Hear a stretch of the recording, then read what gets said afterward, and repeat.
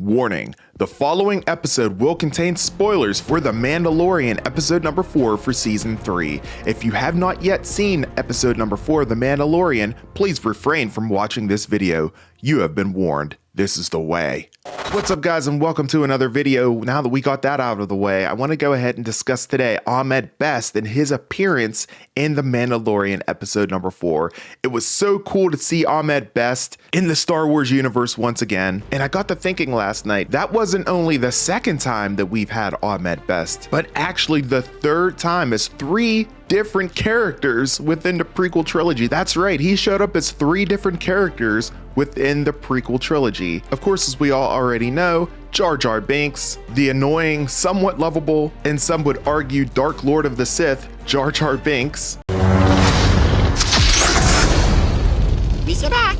Last night in The Mandalorian, as he saved and rescued Grogu as Kelleran Beq. What's up guys, Future Albert here. I'm here editing this video and I realized that I mispronounced his name. It's actually Kelleran Beq. So I mispronounced it throughout this entire video and I do apologize for that. But just know that I do know it's Kelleran Beq, not Kelleran Beq. My apologies guys.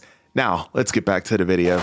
Wielding 2 lightsabers and showing Anakin Skywalker exactly how it's supposed to be done whenever you wield 2 lightsabers.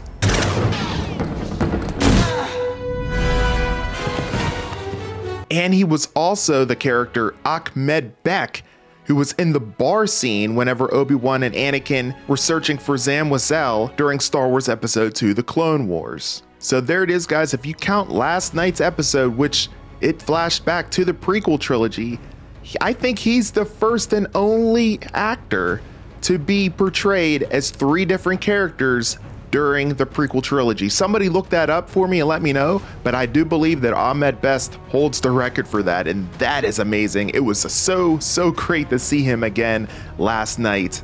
And the fact that they brought his character to life from the Star Wars show, Star Wars Jedi Temple Challenge, it was just really great to see last night. Now, according to the Star Wars fandom wiki, Kelleran Beq was nicknamed the Saberhand. He was a human male Jedi Master who served in the Jedi Order. He was often assisted by Protocol Droid 83 and Astromech Droid LXR-5.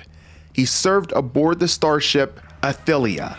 During the siege of the Jedi Temple during Order 66, of course as we saw last night, Kelleran Beq successfully escaped the temple with the aid of some sympathetic Royal Naboo security force members, fleeing Coruscant with the youngling Grogu.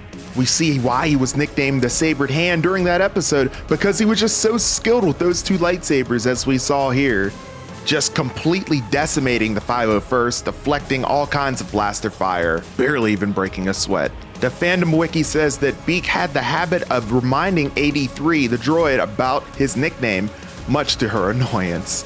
Beq was proficient in Jar Kai, meaning he was able to wield the 2 lightsabers at once, notably doing so during the siege of the Jedi Temple. During an interview with StarWars.com, Ahmed Beq confirmed that Beq's purple lightsaber color was an intended callback to Jedi Master Mace Windu. However, we didn't see the purple lightsaber blade as we saw last night.